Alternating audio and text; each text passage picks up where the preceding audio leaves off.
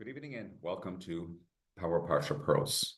The UJIA are doing their research into untapped money in the Anglo-Jewish community. A new name flagged up on their list. So they called Donald Isaacson, who appeared at the Times Rich list last year.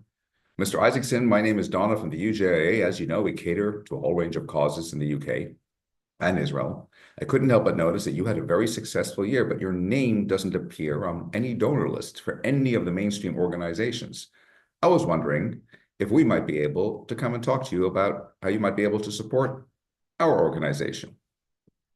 Isaacson is quiet for a minute, and he says, "Do you know that I have a sister in Israel whose husband left her with 5 kids? So sorry, I'm so sorry, I didn't know that.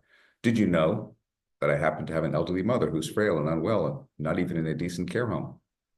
And the woman is becoming increasingly embarrassed. "Sorry, I didn't know that either." "Yeah, and you obviously would not know that I have a brother sleeping rough without a roof over his head." "Sir, I'm so sorry. If I'd known all that, I would never have bothered you." He says, "You're darn right. I mean, if I don't help any of them, why on earth should I want to help you?" One of the most striking characteristics of the Jewish people is that by nature, we give charity. Not only a religious virtue, but charity for religious institutions. Jews support endless organizations, whether they're devoted to world peace, to a greener environment, fighting cruelty to animals, political parties, countless hospitals, universities, and even the guy I met this past summer who spends millions on a special boat out in Japan in order to save the shark. Jews just seem to care. They like to give, not just to Jewish institutions, but everywhere. Already our ancient biblical ancestors in the desert knew how to be generous. As a matter of fact, sometimes they even gave blindly and to contradicting causes. And the Talmud expresses this in amazement. What is the peculiar nature of this people? When asked to contribute to the golden calf, they gave. When asked to donate to the building of the sanctuary, they gave. Some people are compulsive gamblers. Jews, it seems, are compulsive givers. What is it with our giving nature? Why is this so deeply embedded in the psyche of the Jew? Where did we inherit this apparent genetic makeup? And the answer takes us back to our patriarchs, each of them defined by a unique characteristic. Abraham epitomized benevolence. We read how he had an open tent, 4 entrances, so that regardless of which direction you came from, whether literally or spiritually, his home was open to you. Abraham was the paradigm of philanthropy. He reaches out to the poor. He goes to war to rescue victims. He represents charity in the world. Isaac personifies prayer. We're introduced to him standing in the field praying when Rebekah encounters him for the first time. Later again, the Torah attests to his praying that Rebekah have a child. He's willing to sacrifice himself on an altar. He represents the quality of subservience. He's the silent one of the patriarchs, complete submission to God. Isaac is all about divine service. And Jacob exemplifies Torah study. The Torah describes him as an innocent man who spent time in the tents of study. Even as he left his father's home to step out into the world, we're told he first spent 14 years in a yeshiva engaged in study. Later, as he heads down to Egypt, he sends Judah ahead to establish places of study in advance of his arrival. Jacob characterizes the stimulus of learning and scholarship. And in that sense, therefore, our forefathers are the paradigm of Jewish life and living. The ancient sages tell us that the world stands on a tripod, 3 pillars underpinning our universe: Torah study, prayer service, and acts of goodness and kindness. Each of the patriarchs represented another of those characteristics that would give shape to future generations. But here's the curious thing. 3 times daily in our prayer service, we open our Amidah, the pinnacle of the prayer service, with the words, the God of Abraham, the God of Isaac, and the God of Jacob. By definition, we look to integrate all 3 ideals into our lives. Throughout Jewish history, we connect to God through all 3 characteristics. We find God in prayer and in study, and we find him in love and giving and sharing. But inasmuch as we reference all 3, we conclude the opening blessing of the Amidah with the words, Magen Abraham, the shield of Abraham. We omit mention of the other 2. Why? A fascinating answer lies in the trajectory of Jewish history. Back in the day, it was inconceivable that we would have a generation of Jews that would not have the full imprint of the combined Abraham, Isaac, and Jacob legacy. Jews throughout history always had 3 paths and always found God in all 3 places. But we, at this later stage of history, we have been devastated in so many ways. There is so much that has occurred that has ripped at the fabric of our faith.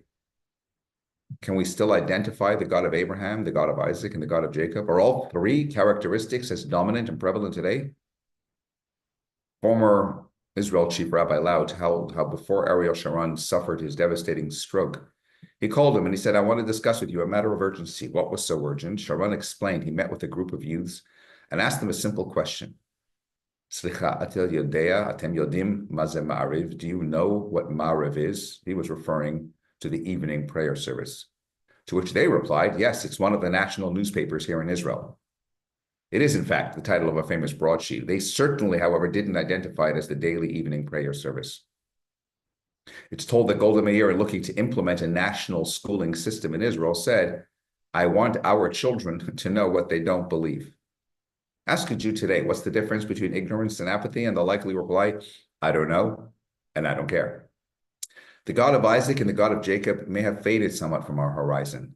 The depth of wisdom, the power of study, the beauty of ancient texts has been overwhelmed by a prevailing lack of knowledge. The art of prayer, how we melt into the depth and beauty of the siddur of the prayer book, has been assailed by the social element as we attempt to sometimes pray through our conversations and smartphones. Now, to be sure, and this has to be said, this has as much to do with the culture of assimilation as a direct consequence of so many things we endured through the course of history. Crusades, Inquisition, Holocaust, anti-Semitism at every turn. That's surely going to take its toll on general Jewish identity. But if we've lost that, then how does our world endure? If prayer and study, essential pillars in the sustainment of our world, no longer feature in the balance, what enables us to persevere? We conclude the opening blessing with the words Magen Abraham, the shield of Abraham.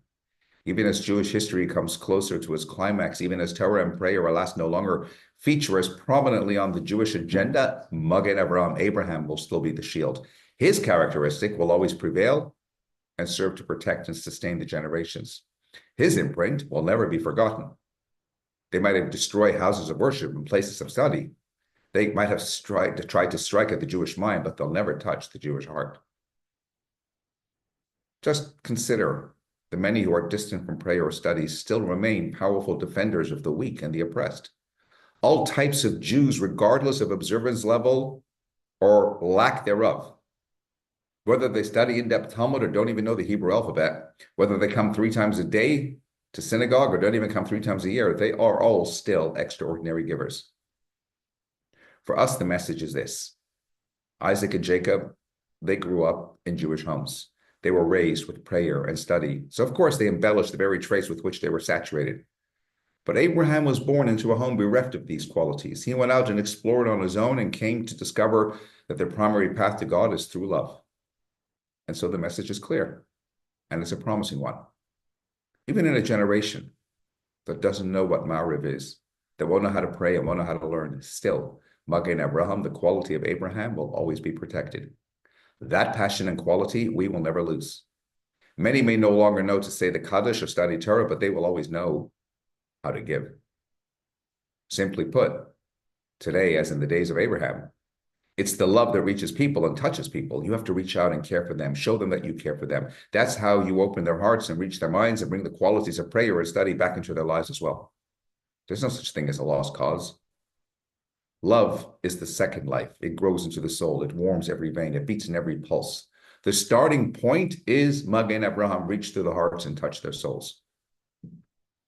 So this unyielding bond of love and giving transforms how we engage with other people. When someone feels cared for, they're more likely to rediscover their roots, to explore the practices of prayer and study that might have once seemed distant. By kindling the spark of connection through love, we open the door for spiritual growth and rekindle their relationship with God and community. It's a ripple effect. The act of giving creates a foundation upon which deeper spiritual bonds are built. So as we embrace this path, we come to see that giving isn't merely an action, it's a state of being. It transforms the giver as much as the recipient. It creates a cycle of positivity and light that defies the darkness so prevalent in our world of apathy or despair. Abraham's message continues to call out to us, love and give, because in doing so, we touch the divine and we bring a piece of heaven into this world around us. Wishing you all Shabbat Shalom.